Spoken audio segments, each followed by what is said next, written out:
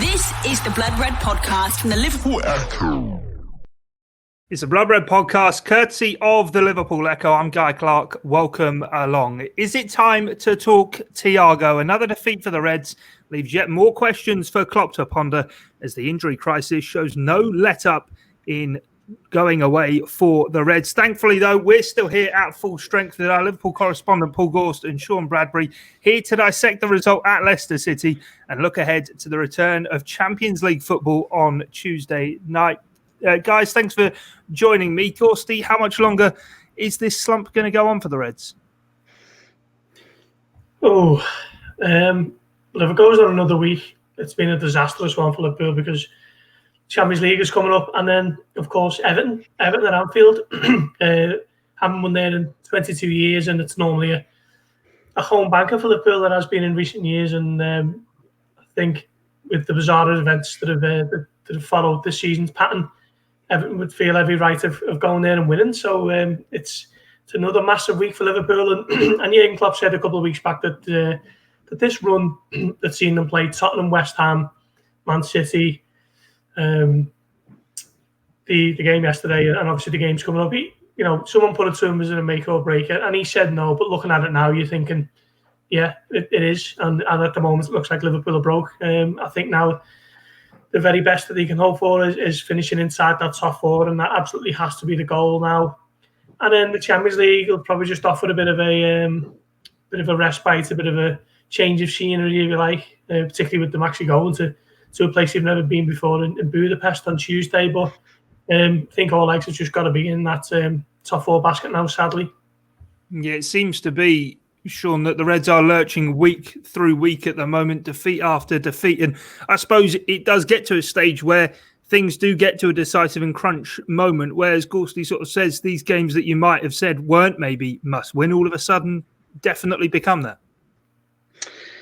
Yeah, sadly, I think so. I mean, the Champions League realistically is the only hope of salvaging something from the season, and yeah, it is in the league. It is simply now, as Klopp conceded yesterday, just a battle for the top four, really, isn't it? And I think that's the thing that's kind of mired the team in recent weeks, I think, and has made it such a slog. Is coming to terms with the idea that you're not going to defend the title must be pretty hard to take, especially in these circumstances when so many things have conspired against Liverpool this season, and it's such a freak season. It doesn't feel like, the conditions really were, not that they were never there for Liverpool to do it, but so many things have gone wrong. And given what we're in terms of just the wider climate, I think there's not much else to really think about or focus on, is there? So I think it's a mentality thing now, really. They need to find another way of focusing, and Champions League is a big outlet for that, I think. But yeah, in terms of the top four, it's just, that is all they've got to aim for now, and hopefully a good result on Tuesday can kick Liverpool on into the weekend when Everton await, and that's a biggie. Chasing Pack is lining up behind the Reds now, isn't it? So I think the pressure's on, but you've got to find a way of resetting mentally and just totally accepting that it's not about the league, it's about the top four, and hopefully in some way that can kind of reduce the expectations on them a little bit and refocus them. Yeah, definitely. We'll get on to what's to come then. Let's get, though, into the result on Saturday at Leicester City. And, Gorsty, we said last week after the defeat to Manchester City, it was 10 minutes of madness that saw the game get away from Liverpool. Is this now beginning to become sort of a worrying trend, how these sequences are coming together? First of all, it was the goals that Liverpool were not scoring, and we said it wasn't too much to worry about. It will fix itself. But all of a sudden now 7 minutes of madness again, this time at Leicester, have cost Liverpool again. Yeah, I think the worrying thing is the way they've almost shot themselves in the foot the last couple of games. They've conceded 7 goals, and what would you say? 4 of them have been self-inflicted, at least. You look at the 3 mistakes that Alisson Becker's made, and to be fair, I can see where Klopp's coming from yesterday when he didn't really blame Kabak or Alisson. He just said that Kabak's not used to how they play, and Alisson, as the sweeper keeper, would normally kind of rush from his goal line and clear those, and whoever it would be, Gomez or Van Dijk or whoever, would normally just get out of his way and let him do that. But for me, I think Alisson's got to hold his hands up and take the blame for that one. Kabak probably had it under control, didn't he? And that's just been completely out of character for him. He's had what was it, 2.5 years where he's been exceptional at Liverpool. You can count on one hand the amount of mistakes he's made, and then he's probably got you counting on your other hand in the last 8 days alone, or the last 7 days. So it's something that Jurgen Klopp can't really legislate for, and I agree to an extent where he says that for large parts, particularly yesterday, Liverpool played well and looked a lot more like the normal selves. And given that the injuries that they've had, well documented, that we've all spoken about, I think there has to be a certain level of realism attached to the performances that you're expecting, and for Liverpool to play the way they did and go 1-up against Leicester, a very good Leicester who were ahead of them in the table. You have to look at that and think that this is a very, very good result. This would be an excellent kind of shot in the arm and a chance for them to really kick on and forget about the worrying couple of months. And then they've just completely folded, haven't they? Which is so out of character for this Liverpool team over the last few years. I think Doyle wrote it in his match verdict yesterday, and I think we had a similar phrase, actually. Mentality monsters have become the mentality mice, and just something that you don't associate with Liverpool at all. And I think that's the worrying thing, because for so long we've been rock solid and kind of responding to every setback that's thrown in the way. And we saw it last season, and they weren't blowing teams away every week last season. He was just finding a way to win and finding a way to respond to any kind of setback. And at the moment, as soon as one is thrown in their path, they completely wilt and run away from it. And I think that is the worrying thing at the moment. Yeah, definitely. I think 16 different centre-back partners in front of him for Alisson Becker is an issue. He did make that brilliant double save straight after the second goal, but of course the damage was done. But Sean, I suppose it is something that seeps across the rest of the team and the way in which they play. But after sort of 67, 70 minutes of that game, didn't see anything other than a Liverpool win. It was, first of all, are they going to get the goal or will it finish goalless? And then after going ahead, it seemed as though the script was written, the slump was finally going to be over. Yeah, absolutely. I think it followed, like you guys have said, a similar to path to the City game, but I'd say arguably more impressive, and then arguably even worse in the way that it all did unfold. But yeah, thinking back to the first half, for the opening 35, I thought Liverpool were very good, pressing well, creating chances or openings at least in a way perhaps that they haven't done for a little while. But they bossed Leicester, and it was impressive. And I think you had that 10-minute spell where Vardy started to get on top, forced a couple of errors from the makeshift centre-backs, and that was a little bit of a cause for concern. But then even at half-time, one thing, apart from maybe the recent away victories at West Ham and Spurs, I think second halves and laboured performances in those has been one thing that's afflicted Liverpool quite significantly this season. But they reset at half-time and came out and looked solid. And then, that Salah goal, I think the form he's been in all season really, but especially over the last few weeks, it's been one huge bright spark. It was absolutely phenomenal. A great open play goal, superb finish from him. And you did genuinely think this can be a bit of a turning point, not necessarily a boost that will get them back in any kind of title race, but certainly something that can realign the season, give them an ideal start to a huge season-defining week. But yeah, it wasn't to be. I think not being able to get that 2-0 lead of late, apart from those two wins, the Spurs and West Ham, where it gives you that little foothold, and then if something a bit wild does happen or an error is made, or like in the Spurs game, Holberg whacks one in from 30 yards, you've got that margin for error, but that's absolutely not happening. And I think, like Gorst said, you don't necessarily trust them at the minute to get a lead and then hold on to it. But in this situation, it did look for all the world like that was going to happen. And then individual errors. And I think part of it for me is down to like leadership on the pitch, really. I think it's very unfortunate when you look at Liverpool's leaders and that kind of formal leadership group that exists within the club. And specifically, you look back to this Leicester game, you had no Van Dijk. We all know he's out, and that's a long-term thing. It's very unfortunate, I think, that Milner went off so early. But then, when you're ahead in a game and it ticks towards that last 15, 20 minutes, I think you need your big name players and your experienced heads to just stand up and be counted. And obviously Henderson's on the pitch, Wijnaldum's on the pitch, but they're in different positions to what they'd normally be in. I think, Thiago, feel hugely sorry for him at present and think it's just been such a sticky and tricky start to his Liverpool season and career for many reasons. But he was a bit rash in terms of what happened for that opening goal. And then, after the second, I think heads just went a little bit, didn't they? And the fact that it came so quickly after the first, then was another error from Alisson and Kabak, whichever way you want to look at that. But yeah, I think despite what's happened in these last two games, I think you can draw positives. It's just a mentality thing, and it's a real discussion to be had in the dressing room and on the training ground about what happens when Liverpool do get a lead in games and how they try and see them out. And I think midfield changes has perhaps been a little bit of an issue as well. And obviously we'll come on to team selection and strategy for what we want on Tuesday and going into Saturday. But I'd like to see maybe a midfield just kind of kept intact for quite a lot of the game, if that's possible now. I know Klopp would have had eyes on Tuesday when he was making changes against Leicester, but Curtis Jones, as you mentioned earlier, Guy, I think the fact he's come off in the last couple of games has perhaps been a little bit of a factor. So yeah, just a bit of a mental reset needed and some honest discussions. But I think there is quite a lot to be positive about over the last two games, despite all those goals that have been shipped and the two defeats.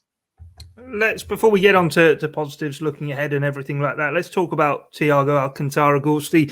Robert Huth and Deep Mohamed have both come out in recent weeks, and I don't know if slating him is the right word, but said he doesn't quite fit the Liverpool style. Now, is it a case of he's working in unfamiliar surroundings? We saw when he came on against Chelsea and in the Merseyside derby at Goodison, he looked very, very good indeed. Is he, so therefore, the question is he being made a scapegoat, or is there sort of some respectability to sort of critics of him? For me, watching him, he doesn't seem to be playing as sort of effortlessly as he did first up. He seems to be trying too hard at certain moments. One example, obviously, giving away the free kick that was nearly obviously a penalty, and we've seen his tackling in recent games.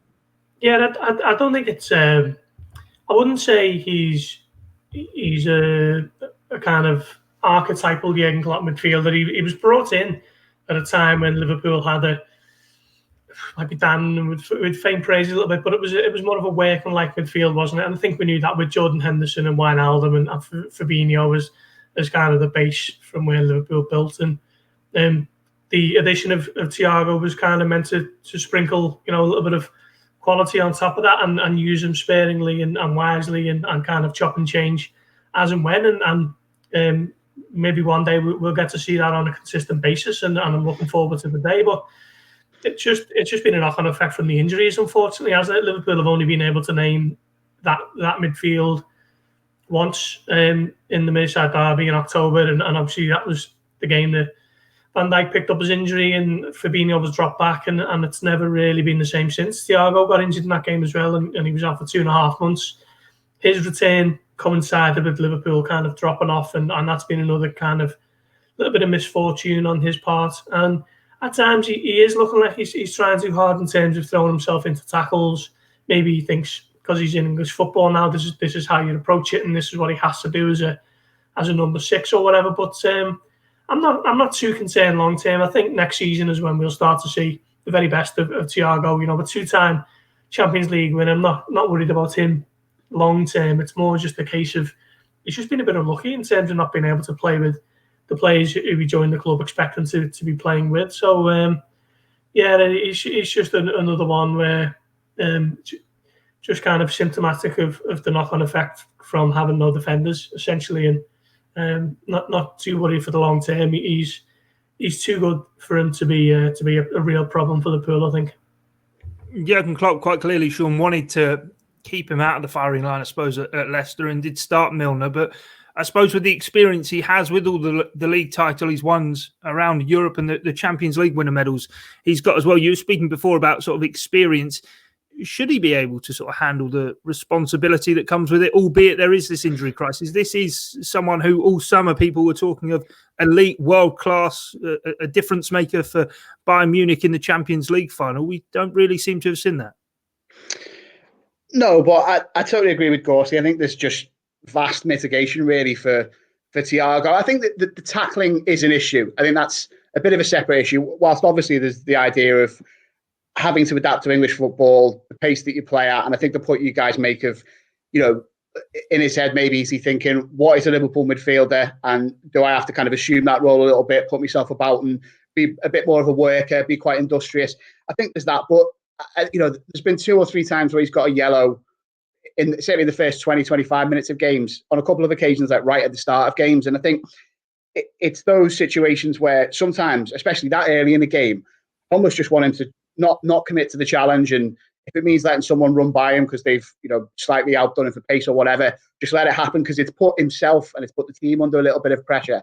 I think certainly even an element of that is adapting to the league and adapting to his surroundings. And it's not just a new league, is it? It goes wider than that for him. It's everything. It's moving to a new country in a new pandemic, and it's a very difficult situation for any new signing, really. But yeah, I think when you look back to yesterday, the error for the goal, I would still kind of put that on him. I do think, though, the more I've watched that, I think there's perhaps a wider communication issue going on there, because I think, again, like you guys have said, with a fully formed midfield, I think we'd be talking about a completely different player. With a player who had a proper start to his career and hadn't been struck down by COVID and had injuries and had been able to bed in before the going got tough, I think we'd be talking about a different thing. But even looking back to that goal and what happened with him leaving the leg in and the free kick being awarded, I think maybe if the team is different and the usual centre-backs are in, are they balling at Thiago and Trent and kind of saying, one of you go to Barnes, meet him further away from the box? I think it all looked to be quite silent, and players were just kind of letting things drift a little bit and inviting Barnes onto them. And then obviously, he did well to draw the foul, and it was a foul. I think Kabak as well, obviously at the right centre-back role, he was kind of had his head down and was watching play and was anticipating maybe Barnes coming through, and it didn't look, obviously I couldn't hear it, but didn't look, watching it on TV, like he was being that vocal. I think it's a bit like the second goal to an extent, in the sense of that there's a bit of miscommunication there. And I think all through the team, and certainly in Thiago's case, if things were normal and he'd come into the side that he expected to come into when he did sign, 2 windows ago, we'd be talking about a completely different player. And like Gorst said in his analysis after the game, maybe it's a case now of hoping we see as much as we can and the best we can from Thiago for the rest of this season, but really judging him on what we see next season. I do think the Champions League would be quite interesting. Maybe the pace of the game a little bit there potentially, and the fact that there's 2 legs, and hopefully it will feel like a bit of a different arena and it might suit him a little bit more. But yeah, he's, I don't think we can put too much on him individually. He's played all over the midfield as well, hasn't he? He's played as a 6, he's played as an 8 on both sides. That can't help either, and the people behind him and around him are chopping and changing every game. So yeah, I think the mitigation is huge, and like Gorst said in his piece, his best days are still to come. Well, okay, if you can't teach sort of an old dog new tricks in terms of Thiago, and he needs to play in a certain way in the certain structure, Gorsty, how impressed have you been with Curtis Jones? We were expecting a breakthrough season for him in the academy. He played wide left, number 10, very much a flair player. We saw that obviously with the goal in the Merseyside derby in the FA Cup last season, but he's come into that workman midfield and he's working as hard as anyone. He went off on Saturday, 75 minutes, Liverpool 1-0 up. He goes off in the final 15 minutes. 3 goals get conceded. Yeah, it's been one of the bright spots of the last few weeks, hasn't it? I think it's been more impressive for the fact that he's come in with this reputation as a bit of a showman, like you say, Guy, and he's just got his head down, not try to overplay or try and think that he can show the others how it's done. He's just come in and done exactly what's asked of him. And there's probably not many jobs, more difficult jobs in football than playing in a Jurgen Klopp midfield, is there? So for him to come in and perform the way he has, I think he's been excellent. And for me, he's ahead of Oxlade-Chamberlain now in the pecking order. I know Oxlade had his injury problems, but writing something for the morning there on the potential kind of team that might play on Tuesday. And I think Jones is ahead of Oxlade-Chamberlain now. And at a time when Milner's gone off injured, and the midfield options are becoming increasingly thin on the ground, I think he's probably looking like he's going to be starting on Tuesday in a Champions League knockout game. So it's that'll be a huge game for him, and he's had a great season, to be fair, from an individual perspective.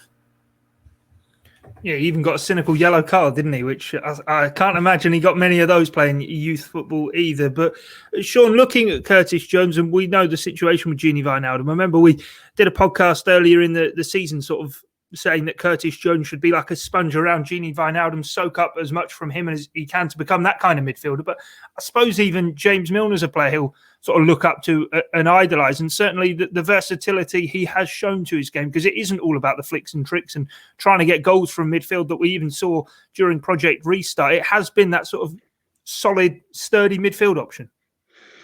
Absolutely. And I think he's been one of the, as Ghosty says, really one of the stories of the season for Liverpool and his growth and development. And you hope maybe that we'll see a little bit more of him in this home straight, if you like, the final couple of months of the season, and he can have a telling impact. But yeah, I think you're right to draw those two comparisons. I think Milner, especially over the last couple of games, is an interesting comparison, because against City, I kind of thought Jones was popping up on both sides of the midfield, with obviously Wijnaldum behind him, and absolutely didn't look out of place against the best team currently in the league, and probably one of the best midfields in the league, which is hugely to his credit. But yeah, I think it's the rapid pace of development, isn't it, that is the most impressive thing, and tactical discipline and awareness that you can see growing week after week and game on game, especially when, I think we've made this point before, but I think it's one that merits stressing. He's come from an environment largely, even last season when he was often playing for the youth teams, where he's a big fish in a smaller pond. He's perhaps more of a give me the ball and I'll go and do something, and obviously playing in a similar structure to an extent, but, not in as rigid and disciplined a way as he is having to do so now in Liverpool's first team midfield. And yeah, I just think that the way he's carried himself this season in that respect has been very impressive. So I think we will definitely see him on Tuesday. Like Gorsty said, and I will come on to our team selection, but I think he merits that. His status has grown to that extent now, where he's one of the very first names on the team sheet at times. And I think if you look at it, the injury situation, which obviously is now up to, I think it's 10 players, isn't it? Who, you'd consider from either the starting lineup or who'd be around the squad who are out. If there's one, minor positive you can glean from that, it's that Jones has had more exposure almost forced upon him. I think we definitely would have seen a fair amount of him this season anyway, but he's perhaps got half a dozen games and a few more starts than he would have done in bigger arenas. Started in the Champions League several times, and yeah, hopefully that could be the making of him, and down the line will be to Liverpool's blessing. Yeah, hopefully it is the one good thing to maybe come out of this season is his development. I suppose the point you make there on that tactical discipline, maybe one thing that's thrown at Trent Alexander-Arnold that he's maybe not quite got under his belt is that defensive positioning. Yet Curtis Jones in the midfield certainly seems to have grasped that. Another positive, Gorsty, and Sean referenced it earlier on, is the continued output of Mohamed Salah, and it shouldn't be forgotten just what a brilliant goal that was against Leicester. Yeah, I wrote something similar after the West Ham game. As long as Liverpool have got him in the ranks, they've always got a chance in games, and in at the time it was looking like a title race if Liverpool hadn't kind of failed to show up against Brighton. But yeah, he's a world-class footballer, and he's not kind of showing anyone anything new with what he's doing. He's just going about his business and carrying on with the big contributions. He's up to 23 now for the season, 17 in the Premier League, which I think is 4 clear of his nearest challenger in the race for the third golden boot. It's third golden boot in 4 years, I think. So yeah, he's top drawing, and it was interesting actually. We're recording this just after he's come out on Twitter and kind of given a bit of a rallying cry, if you like. He's promised that Liverpool are going to fight like champions until the end, and for someone who doesn't really speak that much, I thought that was a bit of a revealing insight from him. He's normally someone who uses Twitter for whatever it may be, kind of light-hearted stuff, pictures of him doing whatever else. But this is almost a call to arms, if you like, and I thought that the fact that it's come from him more than anything was quite a big insight into the way that this Liverpool squad are kind of feeling at the moment. So that was interesting. But yeah, he's a top player, isn't he? And I wrote in the analysis from the game yesterday that for all Liverpool's troubles and problems that are on the horizon, either short term or long term, I think his contract, considering he seems to be making the noises about it, I think that needs to be looked at some point, because while it might cost Liverpool X amount of money more than what they're currently paying at the moment, the kind of long term upside of that is losing them. So I'd be looking at that this summer, perhaps, if I was in the FSG boardroom, which sadly I'm not. Yeah, and no, but I suppose on that, Sean, he's showing what a talisman he is on and off the pitch. We know, obviously, we spoke on a pod about the interview he gave with AS, the Spanish publication, then talking about that contract. Yet he's not hiding away and sort of leaving it, looking around at the defence and saying, "Well, what are you guys doing? It's not my problem." He is doing absolutely everything he can to get Liverpool back to where they want to be, back challenging towards the title and ensuring that they are going to be in the top four at the end of the season. 100%. And yeah, I think it's an interesting point talking about what he's just put out there on social media, because I think going back to what we're saying about experience and leadership, it's pretty good to see that from him, because obviously he's one of Liverpool's, well, perhaps not one of their longest servants, but he's been at the club a few seasons now, been performing at the highest level for all of that time. And yeah, why not? Why not have him take the lead and come out and say something like that and issue a bit of a rallying cry? But on the pitch, yeah, I think he's been absolutely phenomenal this season. I think when you look at the whole strange environment of playing behind closed doors and playing in this world we're currently in, I think some players, I'm not saying it suits them more, but like the whole idea of like performance anxiety has just gone. And I don't think Salah's ever want to hugely suffer from that. And I think, we've seen it countless times at Anfield and elsewhere, how he's thrived in big arenas, and Liverpool fans have given him a lift at, pretty much in the biggest games you can play in football and internationally as well for Egypt. But I think there's been sometimes where he's hit the ball first time, and some of his finishes this season where I kind of wonder, in a normal situation, would he be able to do that? Perhaps he would. I mean, he's that good. But yeah, that goal at the weekend, just the way it was first time, the way it was like done with minimal backlift, was just fantastic. But there's been a few this season. I think one of his goals against Leeds was just ridiculous. I think the West Ham one, was one of the greatest goals I think Liverpool have ever scored, never mind an individual player. So yeah, he's really standing up and being counted. And I think if we can get a performance or two from him this week in what will be a week to set the tone for the rest of the season, every Liverpool fan will be very thankful. Yeah, definitely. Right, last one on the hit list before we get on to Leipzig and the defining week that is to come for the Reds. I want to talk about VAR. We don't do it often on the Blood Red podcast, and I know we're all sick to death of it, but Gorsty, for me, it's just getting tiresome now that after every game or even every goal, we're waiting to see what is going to be happening. For me, it's football being turned from an art into a science. It's giving human beings, it's human error, it's giving a second opportunity for humans to be wrong. I know Jurgen Klopp spoke about the offside goal or the offside call, given onside for the first goal. And I think the point he was making that's maybe been lost a bit is that the freeze is done when Maddison's boot is still touching the ball. And I don't think they've got the capability to get that frame rate just one or two frames further on, where actually Amati may well have been offside. Yeah, well, you said there, Guy, it's getting tiresome, but I'd argue it became tiresome long ago, to be honest. It's just a nonsense, isn't it? Every week you're talking about something new and something fresh in it, and there's a decision that leave you scratching your head. And I'm sure the games tonight, there'll be more that'll have you questioning why you've given that and why they haven't given the other. It's just a nonsense. It's at the point now where supporters are watching it and they're scared to celebrate because they're assuming it's going to get chalked out, which for me is the fundamental reason that you're watching the game, and the whole reason you have a team is to cheer them on and celebrate, and that's being taken away, right, in the pursuit of perfection, like you say. You turn it into a science, and sadly it doesn't look like it's going anywhere, and we're going to continue talking about it forever and ever. And it takes away from the actual discussion of the football, the analysis of it on Match of the Day and Super Sunday or whatever, because it's just easy just to talk about what the refs have given.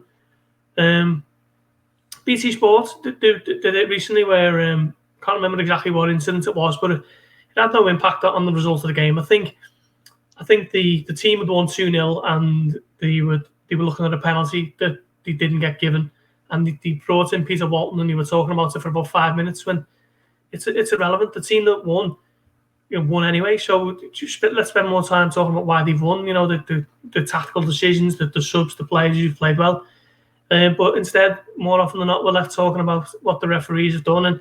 And I don't know what's offside anymore. I don't even bother to look and dissect and question it.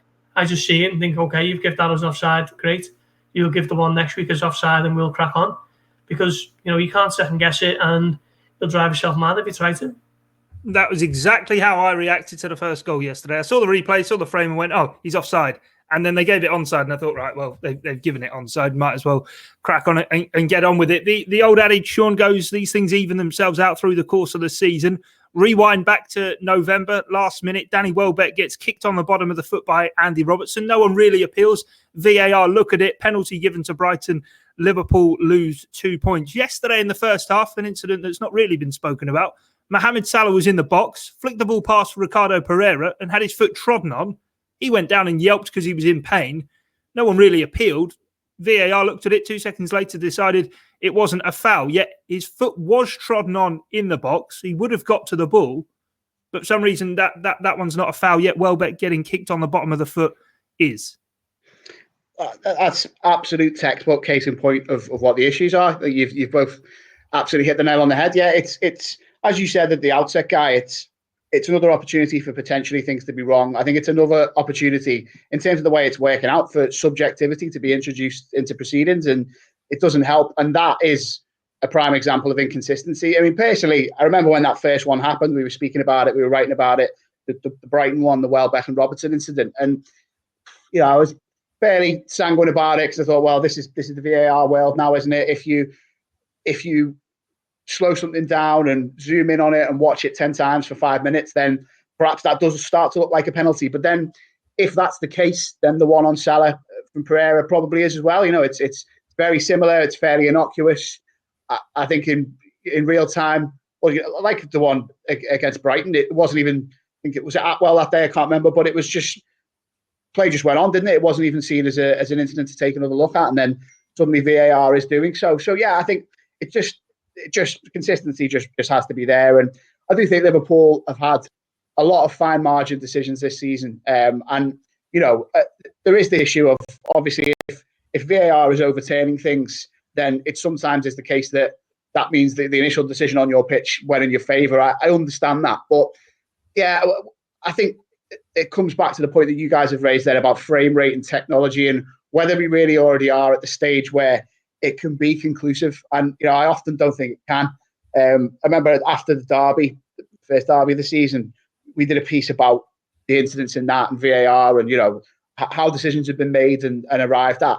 And the frame rate came up there because I think it was quite similar for the offsides that was ruled for Mane being offside for Henderson's disallowed goal right at the end. And it was a similar thing about how the ball left Thiago's foot and frame rate there. And, it's difficult to be absolutely conclusive. And I think with the offside at the weekend, there's this whole other issue of the rules being slightly tweaked and where you start drawing the line on, I think, was it Amati's sleeve?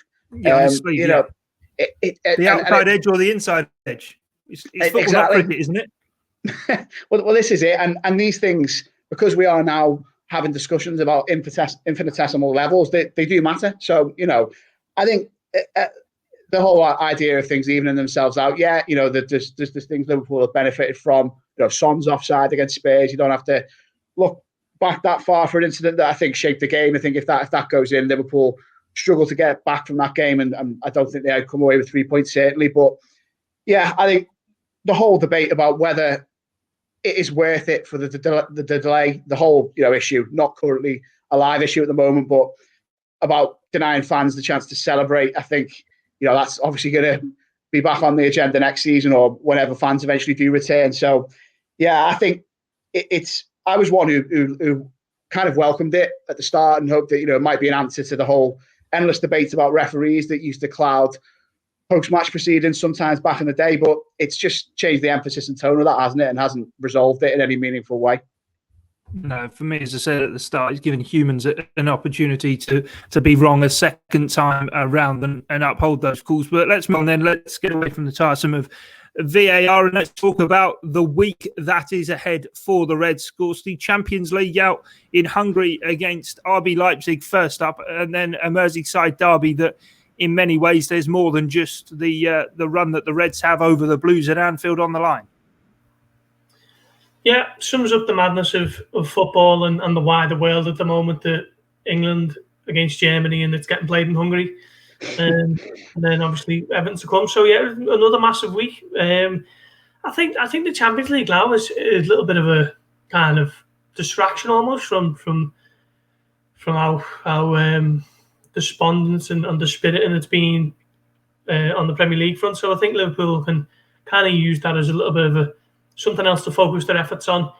They've obviously done that before in previous years. If you look back to when Rafa Benitez won it in 2005, Liverpool kind of fallen off a cliff, weren't they, in the Premier League and finished fifth and were nowhere near eventual champions Chelsea, but went all the way to Istanbul and won it. So it'll be difficult for Liverpool to do that with the obvious defensive issues that they've got, the injuries. But it's something to kind of get stuck into and something to rally behind from a fan's perspective. And okay, of course, they can't be there in person, but something that's maybe something, just something else to look forward to, because it's all doom and gloom at the moment, isn't it? And we've spent the majority of this pod talking about worrying issues and problems and things that aren't looking great, aside from a little 2-minute chat about how great Mohamed Salah is. But I think it's a chance for Liverpool fans to look at it on Tuesday and just kind of have a little bit of optimism around it. I think it's going to be a fascinating game, and seen Leipzig a couple of times in their group against PSG and United a couple of games, and I think it'll be a very good game. Sean, how do Liverpool approach this game then? Is it a case of maybe playing one out of the Benitez schoolbook, getting tight, getting some foundations set to then move forward within the league? Or do we ever throw back to heavy metal football and go blow for blow with RB Leipzig? I think, obviously the whole issue of home and away legs is just bizarre, isn't it? That in this circumstance and instance, because, you're not really at home, you're not really away. So how can we have a situation where away goals are a factor? It's all very bizarre. But I think they just almost continue with the pattern that they've set over the last few away games. And, I'd include Leicester in that. I think they were reasonable, as we've said, for 75, got themselves a foothold in the game. And, on another day, without those errors and incidents, could have gone on to win it. I think, it isn't all that long ago, is it, since West Ham and Spurs, which were two of the most impressive away performances of the season, no doubt. But I think certainly in the case of Spurs, one of the better ones against a big, decent team. Not quite in the whole Klopp era, but certainly for a couple of seasons. So I think they've got a little bit of recent stock to draw on, but I just think they need to remember who they are going into this game. And I know the league is a different beast this season, and every game currently has this pressure on it. Every time they step onto the field in the Premier League, I think Liverpool are reminded that they're not going to be champions this season. And, it just, that must be quite a crushing feeling for them as players, and Klopp and his staff as, people who get them through it. But in this instance, Liverpool are a team who've won the Champions League very recently. They've been to another final. Last season, I think they've got something that they can hopefully almost use to drive them on, really, and try and avenge what happened against Atletico Madrid, where they'll still be absolutely kicking themselves that they didn't get that tie one at home in the 90. And then, we all know what happened in extra time, which was pretty grim, and, there were issues there. But yeah, I think Liverpool almost need to kind of swagger into this one. And I wouldn't be going all guns blazing, but I think, the kind of measured counter-attacking approach with a little bit of pressing that we've seen over the last few away games is the way to go. It'll be interesting. Leipzig are a very decent team, and I was looking before their record so far this season in the Bundesliga as well. They've conceded so few. I think it's got it written down somewhere. Where is it? Only they've scored 37 and 21 games in the league, but only conceded 18. So it's going to be tough to break down. They're quite tactically flexible. But yeah, it'll be an exciting tie, and I think the fact that Liverpool have got the security of a second leg, and just that this is a different thing to be taken on. It's not one game where, there's everything riding on one tie, and there's this kind of weight of pressure on you. I think it just feels a little bit different. I know, again, like we said, it's very, very strange given where it's being played and the whole situation there. But yeah, hopefully when they get out there playing and they fly out there, they'll start to feel like, the elite European side that they are and remain. Yeah, good point there. Just before I come to you, Gorst, Dan Kay's normally our king of the metaphor of the quotes, but producer Kai, picking out there, Sean, your Lion King quote, remember who you are. Absolutely, yeah. I'm sure that's where you were getting that one from. But, unintentional, but we'll take it. Great film. Yeah, so happy with that. Yeah, in your top 5, I heard. Anyway, yeah, Gorsty, is it one of those where Liverpool can afford to just cut loose? And point Sean made there about going on the pitch in the Premier League, it feels as though Liverpool are at the moment getting a weekly reminder of you are the champions, you are the scalp in the league, and teams wanting to get one over on them. We kind of saw it maybe last year in the Champions League knockout stage with Atletico Madrid. After falling behind, Liverpool seemed to, even in that first leg, ramp a load of pressure on themselves that they couldn't then sort of quite overcome it. Whereas in this tie, there isn't pressure on, is there? There is to an extent, but yeah, I see what you mean. I think like last year when Liverpool went to Madrid, Liverpool were absolutely flying, weren't they? I think that was before the Watford game, so they'd only dropped 2 points in the Premier League all season. Come through the group stages, and we're obviously coming up against a very different kind of football ideology in Diego Simeone's Atletico Madrid. And this time around, two coaches with a similar kind of ethos in Nagelsmann and Klopp. You know, the German style of hell for leather, pressing from the front and all that type of stuff. So it's going to be a battle of similar styles, I'd imagine. But as you say there, or as Sean says there about Leipzig's kind of defensive solidity, that's something that, while Liverpool's numbers actually haven't been that bad apart from the last couple of games and they've conceded 7, Liverpool generally look as though on paper that they haven't been that bad. They've been, at 6s and 7s all season in terms of personnel and just what kind of defensive partnership Klopp's going to be able to go with. And as he said himself, pretty much whoever was last man standing goes into the back. So it's going to be an interesting one. I think a lot rests on Fabinho.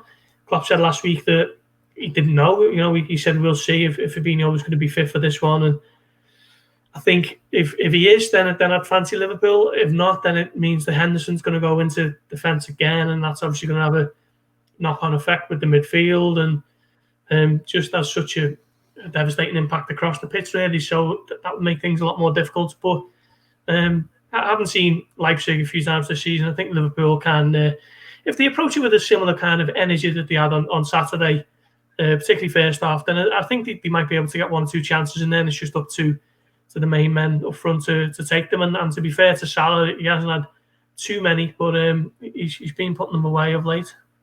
Yeah, we know Liverpool obviously have this option to buy Ozan Kabak at the end of the season, and probably harsh to judge him off 1 game, Sean. So we'll pass judgment on that further down the line. But I suppose this game is a chance to see Ibrahim Konate at the heart of defence. I would have said Dayot Upamecano, but Bayern Munich have already moved ahead in that race and they've secured his signature. So I suppose all eyes will be on Konate. Yeah, absolutely. Yeah, two top players. And, I think prior to the deadline day deals for Davis and Kabak, all the noise was coming out of the club where the recruitment was looking ahead to the summer. So I'm sure they'll still be looking at a potential centre-back target for the summer, because Kabak is on this, as we discussed, this almost try before you buy deal, isn't he? So potentially that's a good deal for them in the summer that could solve a problem that does remain a problem, obviously. But yeah, it remains to be seen how much football he'll play, how much he'll settle and impress. And, Davis, again, unfortunate that he picked up a knock going into the game at the weekend. But, we'll see what happens there. But yeah, a potential audition possibly, for a summer move if Liverpool are still in a position to take it. So, yeah, it'll be interesting to keep an eye on them. Yeah, certainly will be indeed. Let's move then on to our team selection and see how Liverpool should be looking to line up in Hungary as they look to try and take a first leg lead in the Champions League round of last 16. Full faith in Alisson, or does Caoimhín Kelleher come in, Gorsty? No. He hasn't put a foot wrong, to be fair, Kelleher, but still managed to. Alisson's got plenty of goodwill on the bank still, but he needs to cut out the glaring, unavoidable errors. Yeah, it certainly does. What about the defence, Sean? Are you with Gorsty in terms of if Fabinho's fit, that could be a crucial part of this game? Yeah, I think it's difficult, isn't it, to throw him straight back into a game of this magnitude. I'd almost be tempted, as much as I think midfield repair is pretty much the most urgent thing that Liverpool need to do at this stage of the season. I'd be tempted to go with Kabak and Henderson just because, not that it was all went swimmingly against Leicester, but it's a partnership that's at least had a 90 and has at least got the basis of something to work on. And, again, they both made errors in the game, and there was the whole thing of Kabak and Alisson. But I think there's something there. There's something to build on. And perhaps then if Fabinho is fit, he can go into midfield. So, yeah, that's the way I'd do it, Kabak and Henderson. Do you feel then it's more sort of a need to get Fabinho back into the midfield as opposed to Henderson longer term, or just in terms of that fitness issue? It's a really difficult one. I think Henderson immediately would make a really big difference and would help repair that triangle with Trent and Salah. Obviously, as we've said, Salah's having a fantastic season. I think Trent's had a few issues, and it's one area where sometimes Liverpool just look a little bit different and a little bit more exposed so far this season. Fabinho, I think, especially in Europe, you'd absolutely love to see Liverpool's best number 6 in his natural position. But it's very difficult with him, isn't it? I mean, as much as I'm saying I'd like to see him in midfield for this one, when would be the last time that he's trained as a midfielder? It's probably, months ago, isn't it, given what he's been doing? But yeah, it does feel like for a crunch European away tie, even though it's not a proper one, having him there would be a real boost. But yeah, all depends on his fitness. Yeah, definitely. Gorsty, what do you reckon on the defence? Yeah, I agree with Sean to an extent. I think off the top of my head, last time Fabinho played as a midfielder was the derby at Goodison Park on the 17th of October. So what's that, coming up to 4 months? So yeah, it's a difficult one. I think as long as Fabinho's fit now, I think he has to be considered a centre back. Liverpool don't have too many other options, do they? Which is a shame, because I think as a 6, he's one of the obviously one of the best around, and I think sooner Liverpool can get Virgil van Dijk fit, the better. It's had such a. I mean, obviously losing Gomez and Matip has been in and out. None of those injuries have helped Liverpool, but losing Van Dijk has just absolutely set Liverpool back, incredibly, hasn't it? And sooner he's back, the better. He's back in the UK. He's back on Merseyside. He's spent much of the last 2 months in Dubai, but he's now back on Merseyside, back training at the AXA Centre, which, however way you want to look at that, is probably good news, isn't it? Jurgen Klopp said a couple of weeks ago that his progress was really promising, and then he kind of hinted that he might not play again. Was it the week before last? So I think he might have just said that in a way to buy himself some time and avoid questions every week about it going forward. So hopefully there is space for him at the end of the season, even if it's just for a handful of games, just to get him back in the fold, and then he can have a real good pre-season and go from there. But yeah, as long as Fabinho's fit, I would be playing him as a centre back. Right, stay with you, Gorst, then for the midfield. But how would you be lining that up? Are we at the point now where it's just whoever's fit? I think, what is it, 4-3? Been there 2 months, haven't we? Yeah, it's true, yeah. It's either Oxlade-Chamberlain or Jones, isn't it? Surely you do the two, Wijnaldum and Thiago. I'd go with Jones over Oxlade-Chamberlain. You agree with that, Sean? Yeah, absolutely. I think that one picks itself, really. Yeah, they're the three. And as I said earlier, I think rhythm has been disrupted a little bit by maybe it's an easy thing to say in hindsight, but in second half, the midfield has been changed, and then things have all gone wrong. So I'd go with that midfield, and if the situation allows for it, I'd try and stick with that midfield for as long as the game is possible. Yeah, certainly. What about the front line then, Gorsty? The fabled front three, Yeah, it's got to be, hasn't it? I mean, again, it's one of those where 4-3 because there's no Origi, Minamino's at Southampton, so it's got to be the front three, and Shaqiri is an impact sub. Hopefully not, maybe just to run down the clock. Yeah, front three is the front three. I was going to say, what's Diogo Jota is still 2 or 3 weeks away, unless he sort of has a wrestling style, rips the training top off, comes out for the warm up, and we're all whoa. But yeah, Sean, I suppose it is the front three. Has to be the front three. Got to be. Yeah, I don't think you can make a case for anyone else really. And maybe Mane aside, he's looked quite threatening almost up until the last part of moves recently. But the other two, I think they've got real good moments and games to draw on recently, and they've been in decent form. So yeah, you've got to trust the usual suspects to get it done. And hopefully, touch wood, no injuries before the derby, because that is going to be an absolutely huge tie at Anfield to come next weekend. Well, that's it for Monday's edition here of the Blood Red podcast. Thanks for joining us. Myself, Guy Clarke, Paul Gorst and Sean Bradbury. Remember to leave us a rating and review wherever it is you get your audio on demand, and stick with us here on Blood Red dedicated YouTube channel, and make sure you share as much of our content across as many channels as you possibly can. But as I say, from myself, Guy Clarke, Sean Bradbury and Paul Gorst, thanks for your time and your company. It's bye for now. This is the Blood Red podcast from the Liverpool Echo.